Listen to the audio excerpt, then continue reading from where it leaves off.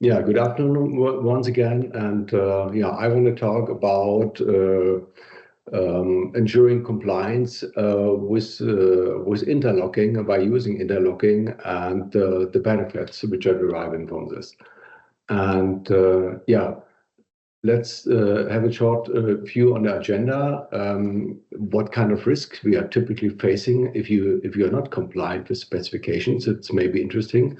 I will here present an example, and I will talk about the integrated approach when you are using a MOM system or MES system for ensuring compliance, and also the different types of interlocking, because there are various requirements within the production which needs to be covered to be compliant. And finally, an example of an e-motor assembly. Okay, yeah, when we talk about risk with compliance, I'm using here a little bit older example, but it explains in a very good manner how big a risk can be. So as 991 GT3 has been launched some years ago, they had serious issue with the road bolt, and so finally they had to replace all the engines from these cars, and in total 785 cars has been affected at the point of time, and they have to be all collected by the Porsche company. And for sure, it's not all the time in that dramatic way as you see it here, but you can certainly assess your own risk, what you're having in your production by producing your products. And that's your task. Nobody can do that for you. You have to do your own assessment. And yeah, because there's always a risk. I want to show how that risk could be managed. I guess a lot of companies in the past try to manage this with using different papers. So that means you have specification papers to fill in by the workers and so on. But for sure, that's no more a solution in 2025. So with paper is no more a good idea, I guess. And therefore, let's come to the MES or MOM approach. Let's start here with an overview when we talk about the MES connectivity.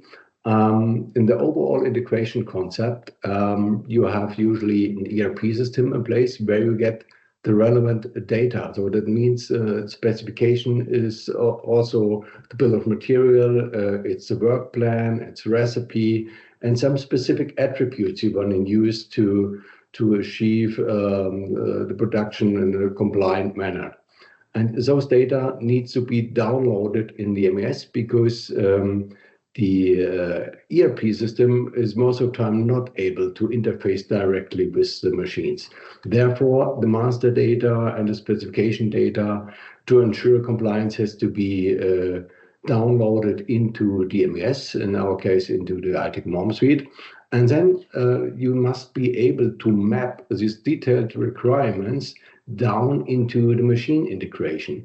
Though and it doesn't matter if you're using a PLC, if you have an operator guidance, so then it's needed to have a workflow which is including your typical specification for your product, also in an operator client, or it could be also a direct integration in a line controller. So I don't want to talk so much about the technology, how does it work with API, but I will give you some examples then later on. So when we think about, we have for these APIs more than 500 of these functionalities. This data needs to be mapped. And if we have a look on the integration map or the connectivity map. So first of all, as mentioned, integration to ERP must be done. So those data can be mapped into transfer tables within the iTech MOM suite later on a little bit more. And then we have also to integrate the shop floor. Therefore, we have our standard API service. And the big benefit here is that we can exactly adapt the software regarding to your production process, because we have these 500 standard functions which can be combined and can express your process flows. So then it's necessary that it's not a one-way communication. API means always to have bidirectional communication, and bidirectional communication enables at the same time a real-time control. Because we can make sure that the thing's going in the right direction by comparing data. Tailor-made user interfaces for sure. The HMI client release ready download scalable. That's also an additional benefit. But that's not the main point. The main point is that you can use here a standard solution and at the same time a flexible tool set for doing this integration. And so it's possible to mapping the process requirements that you do not yet know today. And that is the biggest benefit. But how does it help you in reality? Maybe one step back to the SAP integration. In reality, you have SAP or any other ERP system in place, and you have to integrate it into an MES in the ITIC Norm Suite. And therefore, we have a specific adapter to. If you talk about SAP, though we can talk iDoc, RFCs, BAPIs, and OData, so the different technologies. And by using these adapters and this technology, we can transport a bill of material, work order with work plan, recipes, attributes, you name it. And those data end up in a transfer table when they are mapped, and from the transfer table, we are moving it with a second adapter, an ERP service adapter, into the working tables of the ITIC Norm Suite. And other way around, we can give feedback data back to the ERP. But for compliance, it's mainly important to get the specification data down into the system. So that's generally speaking the way. And the more interesting part is for sure the integration approach into your shop floor. And it doesn't matter if it's a highly automated process or manual driven process where you have worker screens. So coming back to the API functions, so these API functions you can compare it with Lego a little bit. You have a lot of these small questions where you get or where you answer or where you ask the system, please give me some information. And in our case, I make here a small example. Let's say we have this 500 functions and you want to know which work order is activated on a line, then you use the TR-get station settings in our case. Or if you want to check, if you have a serialized production, if you want to check a serial number status, then you can use another function. Or you want to have the right recipe data that could be some specific assembly parameter for a screwing station or for a welding system or whatever. It doesn't matter. So specific data. And for sure, it's a mess if you want to integrate all of these functions one by one. So you would generate a huge amount of traffic, and so it's really then also difficult for the machine vendor to integrate this. Therefore, we invented years ago technology which we are calling custom functions. And when we talk about custom functions with this API, we are talking not about the new function channel. So it's an individual arrangement for your production process, for your production lines, because sometimes you want to make sure that you have the right material in place. On the next process, the right parameters. Then you want to check the operator qualifications and so on, you name it. So there are various aspects which needs to be checked to be compliant with the specification. And the big advantage is that these custom functions are running on the application server. And the machine vendor has not only to deal with in and out, because we put them in a row or in a workflow. So that could be really complex, sometimes easy, sometimes complex. And at the end of the day, we have a custom template solution because we are using such template definitions, a custom function, or directly, if it's an easy one, a direct API. And so you have defined for your integration process finished blocks which can be called up.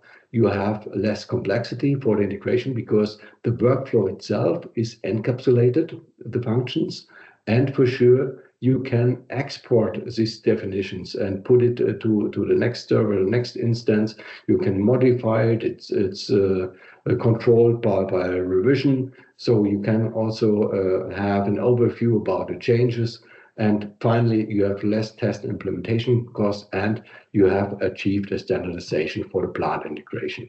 So plant integration means then at the same time to be compliant because you can move all the data which has been originally specified in the ERP world or the PLM world down to your manufacturing process. Yeah, when we go further, let's give you an example. How does it work with an API? Because I'm not assuming that everybody in the audience is an IT expert, though I want to give a little bit more hands-on what an API means. So let's say we have here the ITIC suite, then we have the MES integration layer. And those APIs will be called from the shop floor, let's say out of the machine. And here we have a certain station number, and the station is asking for the current status. And the system, the ITIC suite, is answering that.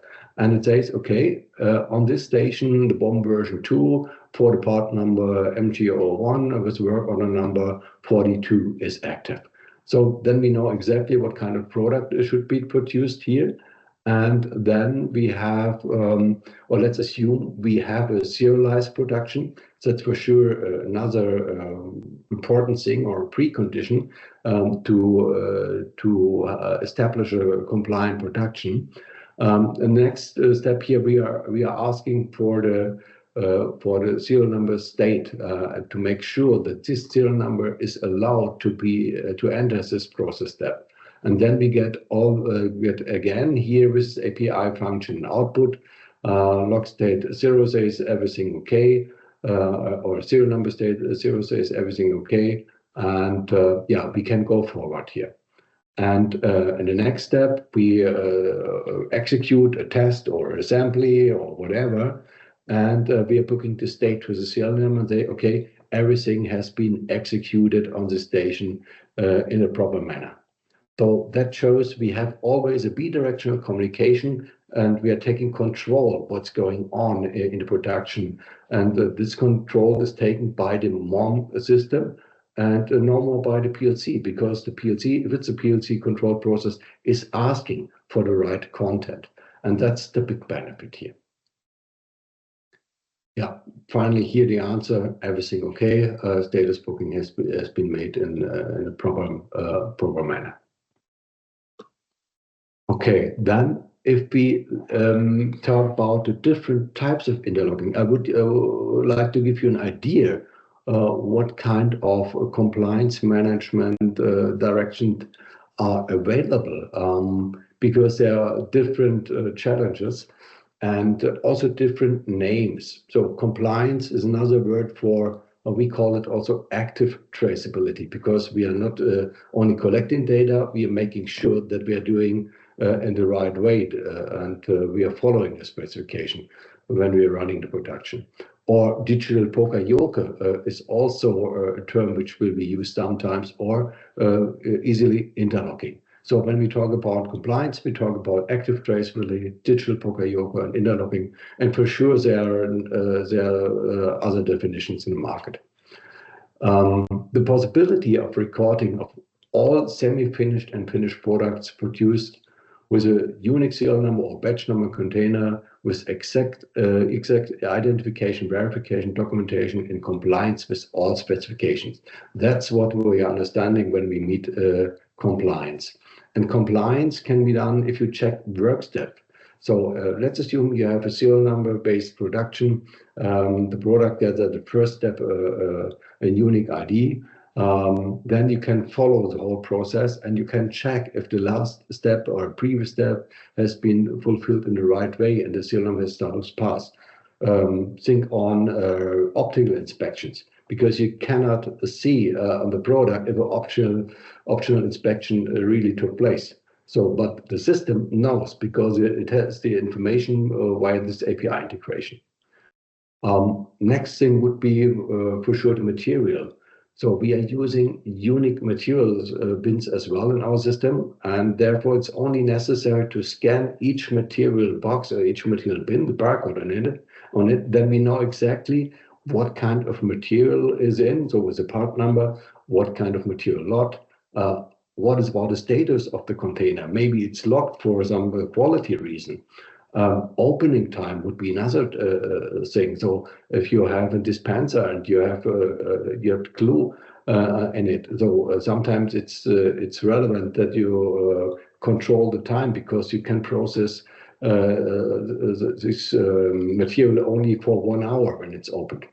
And expiration date and some other attributes can be used here.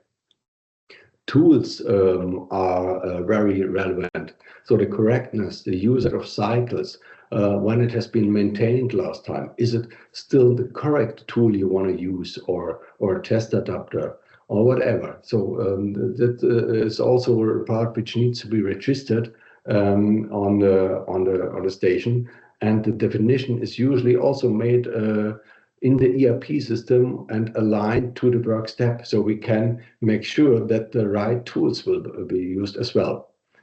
Next point would be then the process parameters itself, especially when we talk about hardware-software combinations. It's relevant to know that you have the right firmware, the right test software, and that you meet the right thresholds and you use the right revision.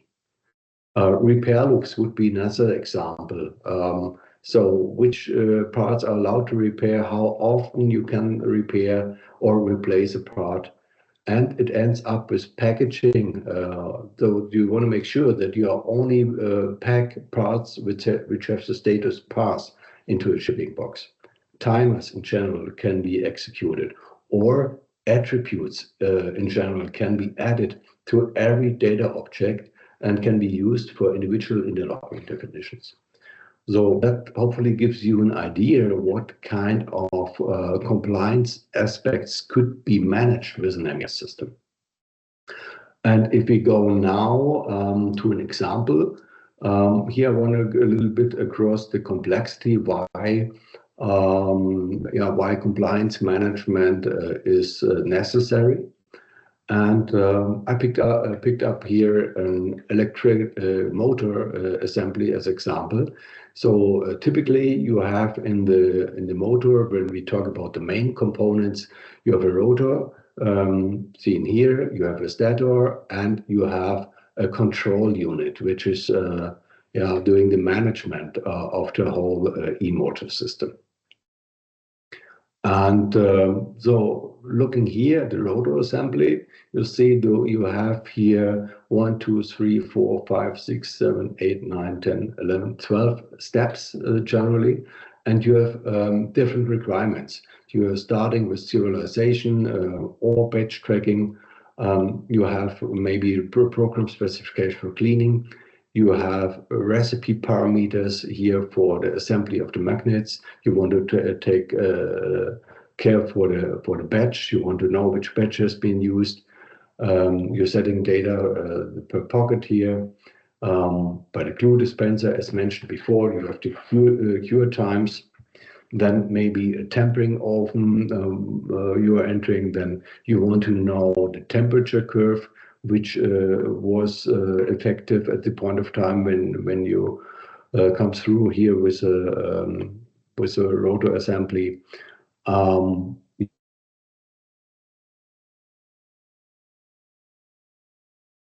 Another process step. Don't want to talk about each process step here.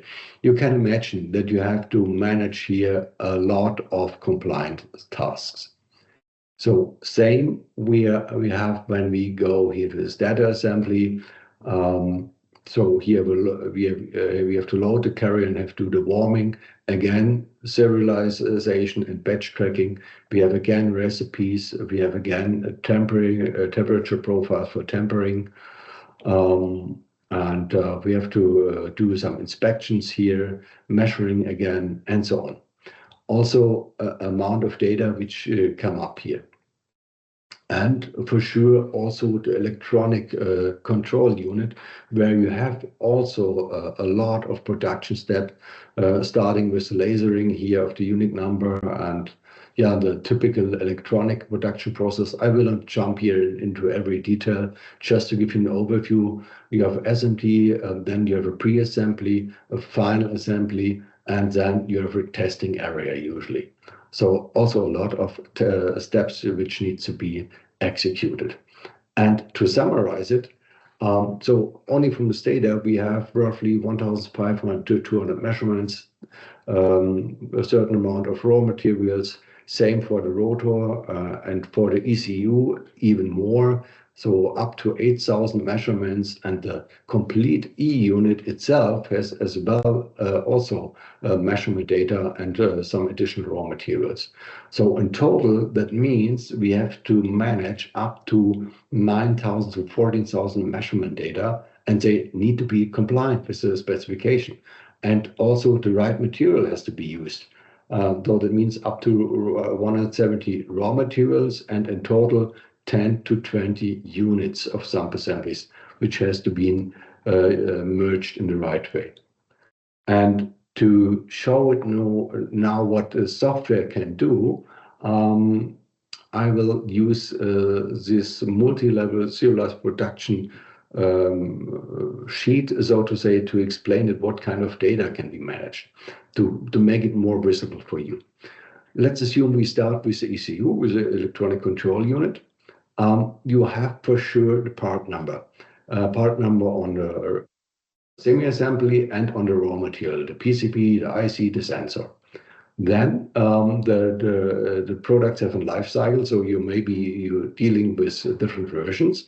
So you have a BOM version internal, but when you have a change on the BOM version, you maybe have also a change on the test program version. Then, if you talk about the ECU, firmware comes into the game, so it needs to be flashed on the board. And finally, you have the firmware parameters. So that all these different data can be managed in the MES. And if you're assuming now we have a serial number here, and we know that we have set up a certain batch with a batch ABC and a date code when it has been produced, and we're looking forward to assembly, then we have here the rotor, also with a part number, also with a BOM version, and have a stator also with a serial number, and here also different version. So we can make sure that we have the full traceability, and we can check if it's allowed to build in a version 1 of the stator or version 2 of the rotor in a version 2 of the engine.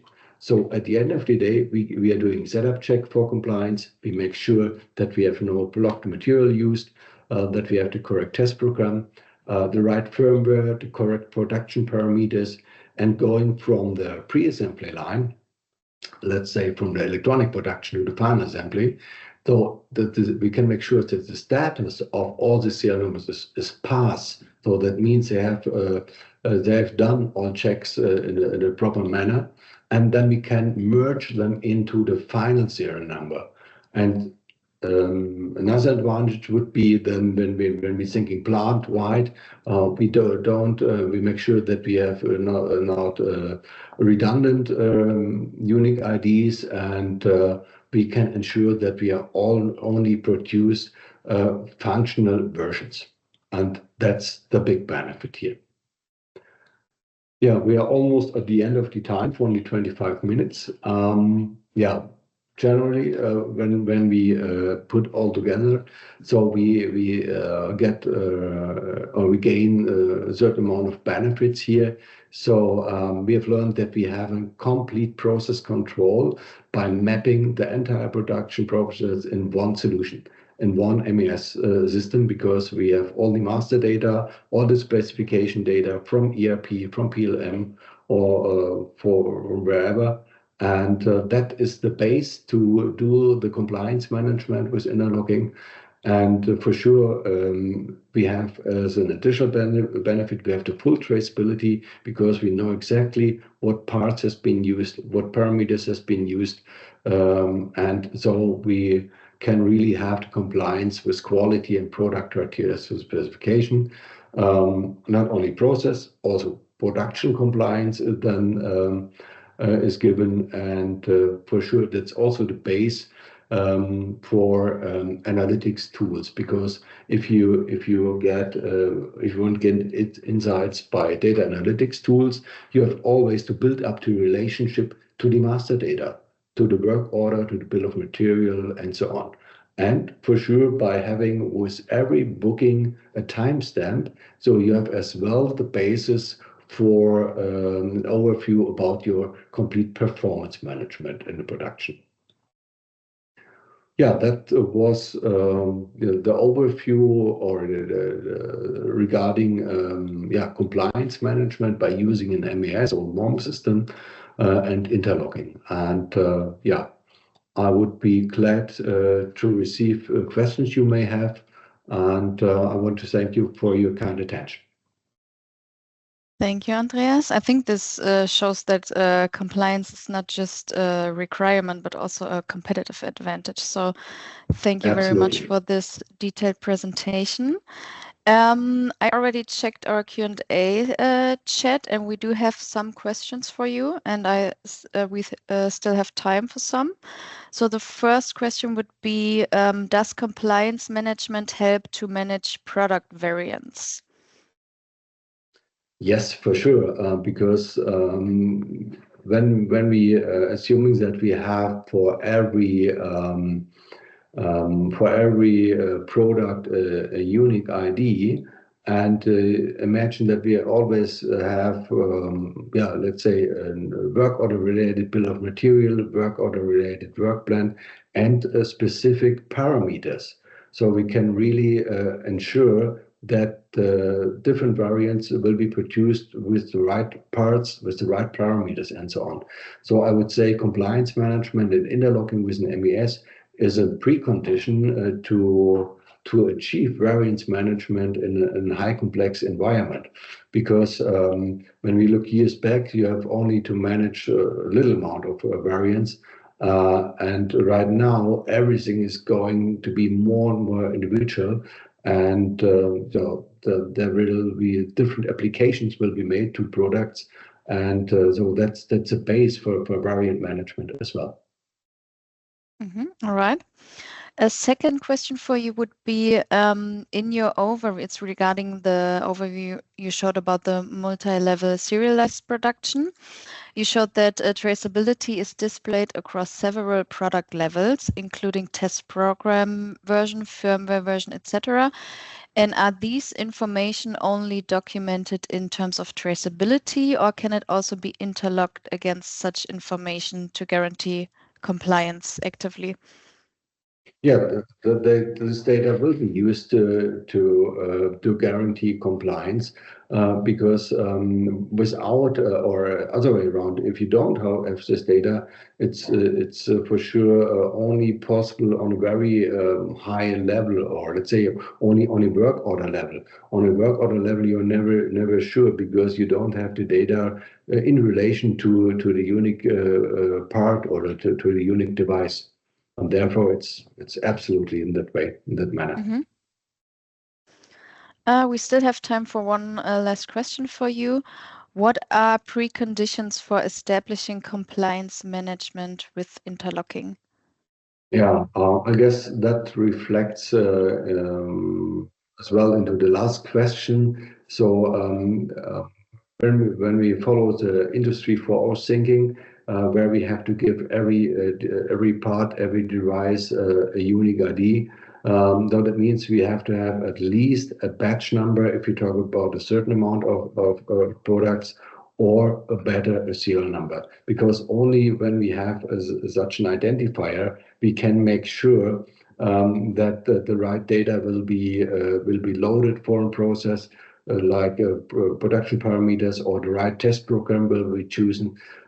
Because if you're just working with a work order, then you have it on a big amount. And if you don't have the physical identification by using a data matrix code or an RFID, it's going to be really difficult to convince the customer that you have everything under control, because it can happen everything if you don't identify your products. So batch and serial number would be, from my point of view, would be absolutely the base to establish compliance with interlocking. All right. Then thank you again, Andreas.